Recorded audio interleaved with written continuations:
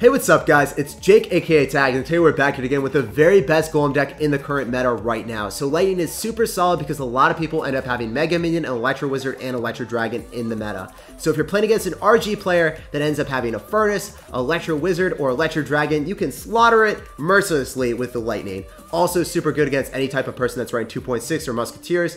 So check it out for 12 1 challenges or hit it up on the ladder and let me know how it ends up working for you down below in the comment section. We're going to go sauce out of good luck here and we'll see what's up. We got a game against Team Winner. Hopefully we can make sure that we are the winner of this match here. What does he have? He's not dropping anything at all, so I want to just wait and chill. Could end up cycling the Baby Dragon in the back and keep the Mega Minion for Balloon. I'm going to go for a Fly Machine, so we're actually just going to go Baby Dragon on it. Mega Minion right on top as well if he tries to defend it. Okay, that's exactly what we wanted to see, so I can just go Skeletons here, deny any hits from the Bandit.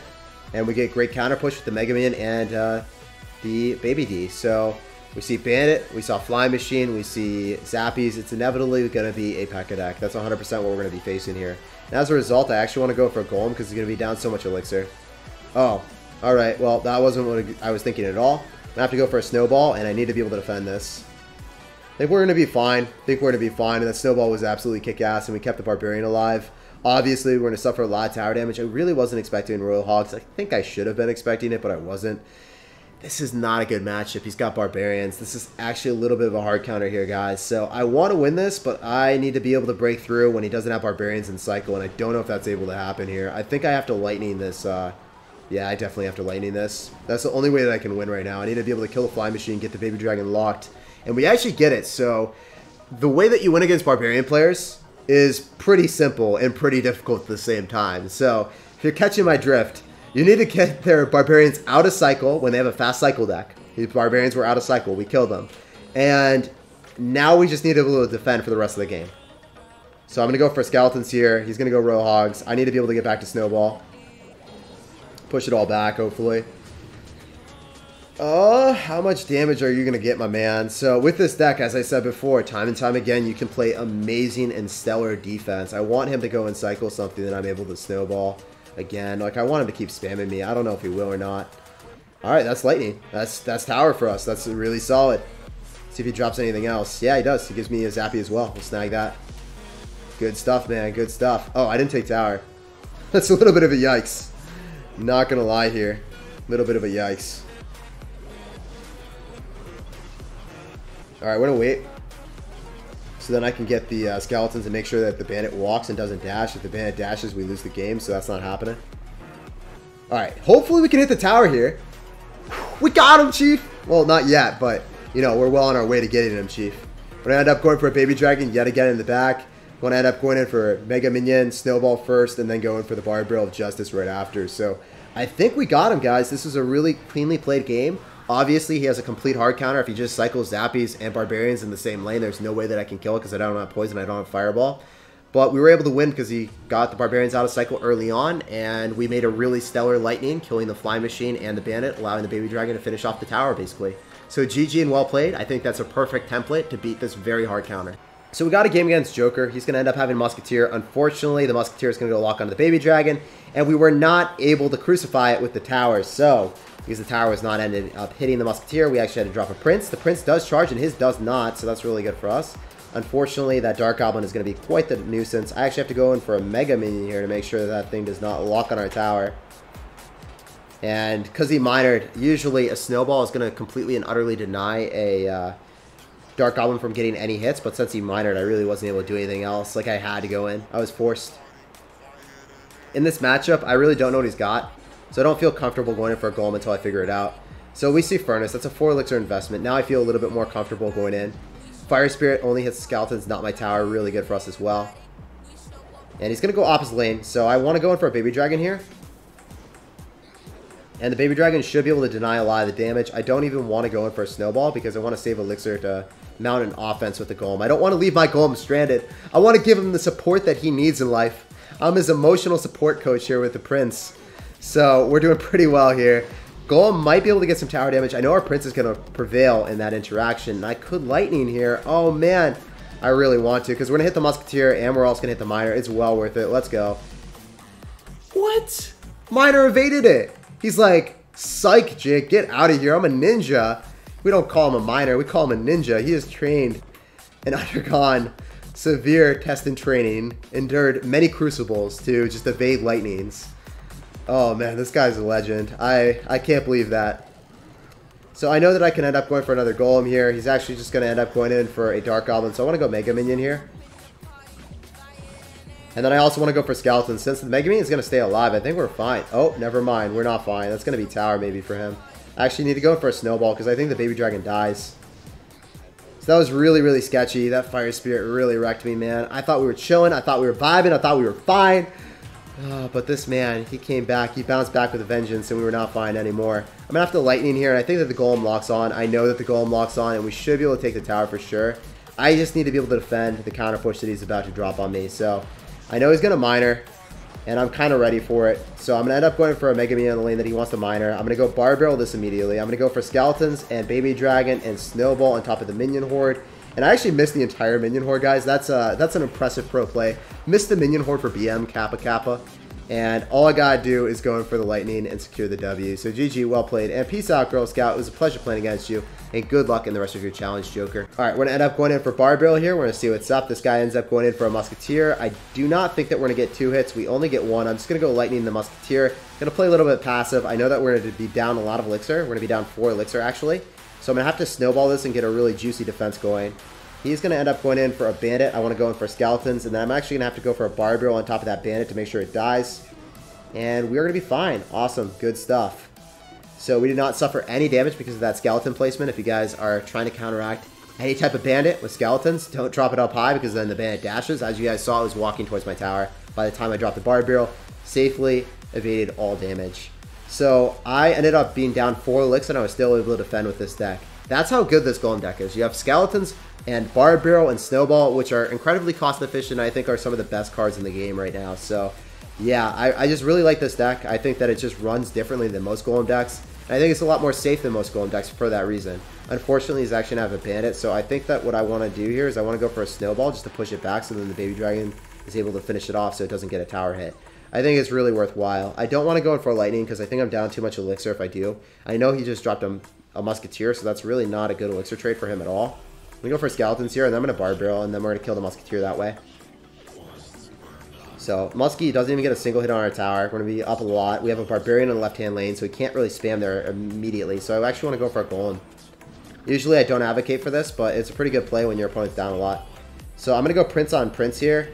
And he's actually not going to go just Prince. He's going to go in for a pretty hefty interaction. He's going to end up going in for a lot of spam. I need to go in for skeletons here if I want to be able to defend this.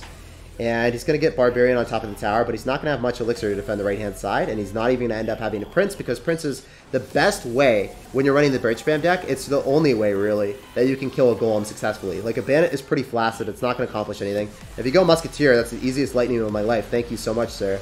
And we're just going to end up taking that tower. So this is working out really well for me. I can just go Prince, and I'm not going to do anything else that's going to be able to kill that in time. I don't even think that the Snowball slows it down. Oh, you know what? I was really worried about that one Barbarian getting on top, so I just Barbarian barreled out of reflex. Like, I just did not want that to get too much damage. I want to get a clean 1-0 victory here. And that's different than most Golem decks. A lot of Golem decks, if I'm being real here, guys, you're not able to defend. You have to just sack the tower and be like, hey man, I can't defend. With Night Witch, I'm pretty sure you can't defend that. But Prince is just so much better on offense. It's not really vulnerable to spells. You can't really do anything to me. And I can defend almost anything that you throw at me with Bridge Spam. So GG, well played. And peace out, Girl Scout. It was a pleasure playing against you, man. Anyway, we're going to go sauce out of good luck. And we already end up seeing a guy going in. Pretty hardcore. So I could snowball that to deny one more hit. But we're just going to chill and relax here. I don't really know what he's got. I want to go for Prince in front because I didn't go for the snowball. I'm going to be up enough elixir to do this. And looks like he's just going to be running the classic 2.6 Hog Rider deck. So in double elixir, we're going to be able to break through, but until then, we really can't. We just have to play passive, go same lane as him, and hopefully we can make something happen. In single elixir, they just cycle Musketeers and Cannons if they're good, and you can never break through, unless they drop a Hog Rider, and they're down 4 elixir. So that's literally what needs to happen. Like, you need to kill, like, Hog Rider with Skeletons, which I can do here, because he ended up going in for, okay, this is the perfect prime example of when you actually want to go for a Golem. So he ended up using his log, so there's no way for him to end up killing the Skeletons. Knew that I could kill the Hog Rider for 1 elixir. And now I can go for Golem because he's going to be down so much. And now I can potentially break through. So I was up a ton of elixir. His win condition was out of cycle, so he couldn't punish me opposite lane. And that's when I decided, hey, you know what the opportune moment is to go in? This is the opportunity moment. I'm going to go for a lightning on top of the cannon and the musketeer. He was not ready. His body was not prepared for the Golem lightning because Golem lightning is not as common anymore. A lot of people are running poison. But yeah, dude, we're out here with Golem lightning. This deck is super strong, and you better be fearing this deck, man. So Fireball is super, super clutch on defense, but the Baby Dragon locks on, so we get a ton of damage. I'm going to have to use Snowball on defense here if he goes in for a Hog. Otherwise, we're just going to Barbarian here. You know what I could do? I could actually go in for Skeletons. So we could deny everything with Skeletons if I time that correctly, and I think that we did. Yeah, no Musketeer hits. So if you guys want to know a pro tip, just use your Skeletons on defense against a Musketeer, and the Musketeer will not get a single hit on your tower. Really, really clean. Another thing that you just saw there, I'm denying. Yes, I spent 7 elixir on the Hog Rider. I understand that, but guys, it was worth it. Trust me. It was 100% the play, because then we denied all hits, and we basically got a Prince for, let's say, 7 elixir, 4 elixir from the Hog, so we got a 3 elixir Prince there, which is pretty nice. I'm going to end up going for a Baby Dragon. I'm going to go Snowball everything back again. Skeletons afterward. He's going to go for a Fireball, so he's actually balling out here. And we should be able to break through and win the game right here, right now, because we're up so much elixir. I don't see any way that you're defending a lightning push here, bro. I just don't see it. I don't see it in the cards for you, Yugi boy. We're going to send you to the Shadow Realm. So all I have to do is to defend. I know that he's going to Hog here, so I need to go in for a Mega Minion. I knew that the tower is 100% forfeit, so I'm just going to go Snowball. And I'm going to use the Bar Barrel, and we win the game. So GG, well played, and peace out. I think even if he did take the tower there, he would have just gotten 3 crowned by the remaining units just counter pushing. GG, well played, and peace out, man. So basically, when you're playing Golem against 2.6, just do not end up going in for Golems in single elixir unless they basically sacrifice a Hog Rider like he did. And just wait until double elixir because you're going to be able to feel a much more offensive and meaningful aggression. Another key tip and trick in this matchup is also using the Snowball on defense, whether it's a Night Witch or a Prince. Make sure that that Hog Rider does not get those meaningful hits in double elixir. If you guys deny that, you can actually preserve your tower and not get to a 2-1 scenario, just win 1-0. Alright, we're going to end up going for Skeletons in the back, and we're going to end up going for a Barbarian here. We're going to sauce out a good luck, and we're going to see what's up. So this guy is going to end up having the gang, so he could very well run Mortar Bait or just a Goblin Barrel Cycle deck. We'll have to wait and see. And I don't really want to do anything. I don't want to go for a Golem in the back because I could just get rushed and pummeled. So we're going to have to wait and chill and relax a little bit. So Baby Dragon and Goblin Gang. This is making me think that it's going to be the Tron Balloon deck with Giant Skeleton, Tesla, NATO. I could be wrong here. It could very well just be like a Lava Hound Miner deck or something like that. Or, wow, looking like really wacky deck now. This could be Clone Golem maybe. That's what it's actually looking like. He's probably going to clone this. No, he's going to go for the Zap. I really want to kill everything so that I would Snowball it after. Didn't really work out the way I wanted to. That's okay though. I really wanted him to go in for a clone. So I assume he's down a lot of elixir. His Lumberjack and Night Witch probably are not in cycle. He's going to have Baby Dragon. I hope he cycles that in back at the same time as the Golem. He didn't do it. I would have loved to see just a Baby Dragon go right into our Golem and have the Baby Dragon belching on the Golem and get no value for him. He's down a lot of elixir because he went in for Goblin Gang on defense, so maybe he might just be screwed here. Yeah, he's going to go for the Baby Dragon. That's exactly what we wanted to see. That is the one card that does absolutely no damage per second on the Golem. His Lumberjack and his Night Witch are the main issues here. He's going to go in for a Lightning, very well played on his end. And our Baby Dragon should prevail here. I want to end up going for a Prince, so then we're able to potentially kill his Lumberjack with that. He's going to go Zap. And I think that the Prince might actually be able to take tower here, guys. Pretty confident in him. I'm going to go for a Snowball for some more chip damage. Obviously, it's not going to accomplish anything other than that. I need to kill those Spear Goblins anyway. So, working out pretty well. Hey, he's going to give us the new emote. I love that new emote. I really like how they're integrating like new features and new reasons to push up in trophies. So, Elixir Collector. I can't believe he's still running that after Earthquake is inbound now. Earthquake, and that's a positive Elixir trade against Elixir Collector, so there's really no reason to ever run it, especially in a Golem deck, in my opinion. But we're going to end up going in for another Baby Dragon here, and we're going to start mounting up our aggression. We have a lot of Elixir on him, and I don't even want to go in for a Lightning on top of the Collector.